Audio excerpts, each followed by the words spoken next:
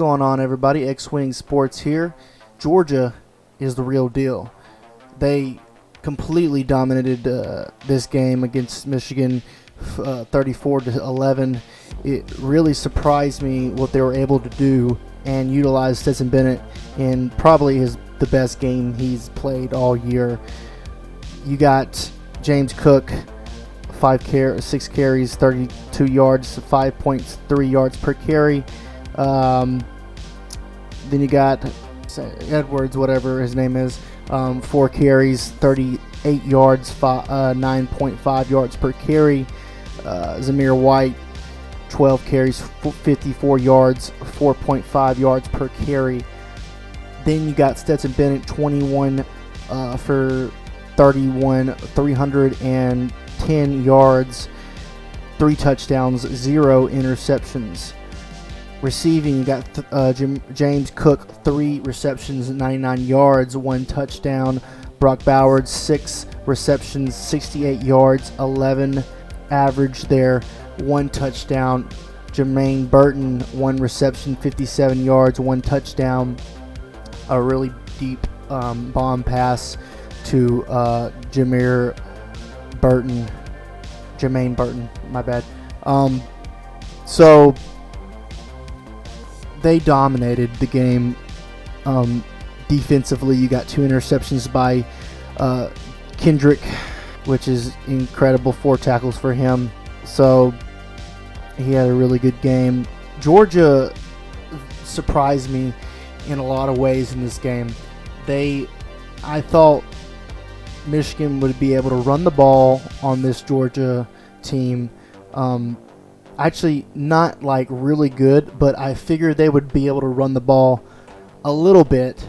And I figured that Cade McEmurray, whatever his name is, would have a decent game. They even had the backup in a few. He had more yards than McEmurray.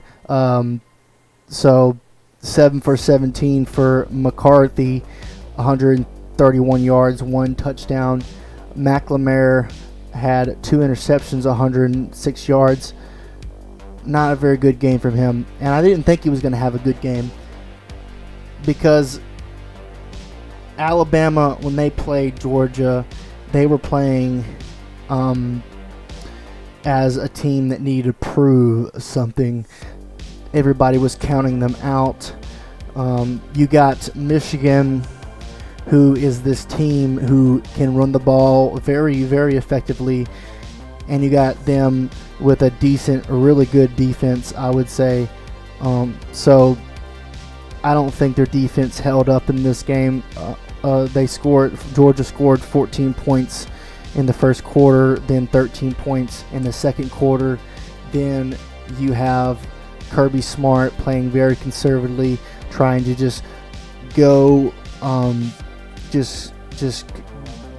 it in autopilot mode for the rest of the game. That's how Kirby Smart plays. He plays very conservative when he has a big lead. So that happened. Haskins had 9 carries, 39 yards, 4.3 yards per carry. J.J. McCarthy, 4 carries, 24 yards, 6 yards per carry. As a whole, they probably averaged 4.5 yards per carry, but they were behind a lot, so they were trying to throw the ball a lot. They almost had 40 pass attempts by both quarterbacks. So they were behind. They were trying to throw the ball.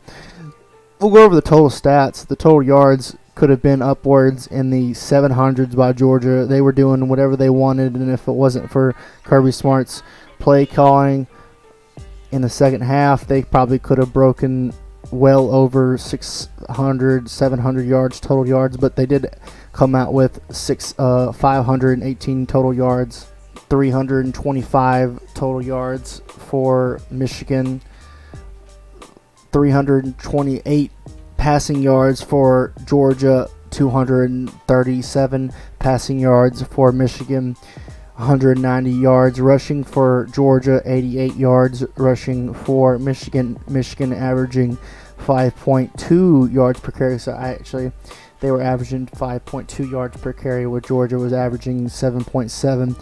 But like I said, they were able to do everything they wanted on offense. They could have easily gotten 650 yards total, probably 400, at least 400 passing yards. They could have gotten in well over 250 rushing yards if they were trying to run up the score. But Kirby Smart is a classy man, and he's not going to do that. So what do I think about the upcoming game with Alabama and Georgia? Georgia lost to Alabama the first round, and I think the line opened up at 2.5 points for Georgia favored. And this isn't good for Georgia because Nick Saban is going to use this as bulletin board material for the upcoming game. So that's not good, but I can see why the line is 2.5, because Georgia looks like a really, really good team right now. And Alabama, Bryce Young didn't play his best game against Cincinnati, but they're not going to go up against a secondary like that against Georgia. Georgia's secondary is not on Cincinnati's level. Their defensive line, actually, Cincinnati's defensive line seemed like they were getting more pressure than Georgia was, which is really weird to see. So I expect Georgia to get more pressure against Bryce Young in the second matchup. So that, on the other hand, I think this Alabama-Georgia game is going to be a whole lot closer. But I'm going to do a whole video on previewing that game. I'm just going over this Michigan-Georgia game. So Georgia looked dominant in every facet of this game, and they are on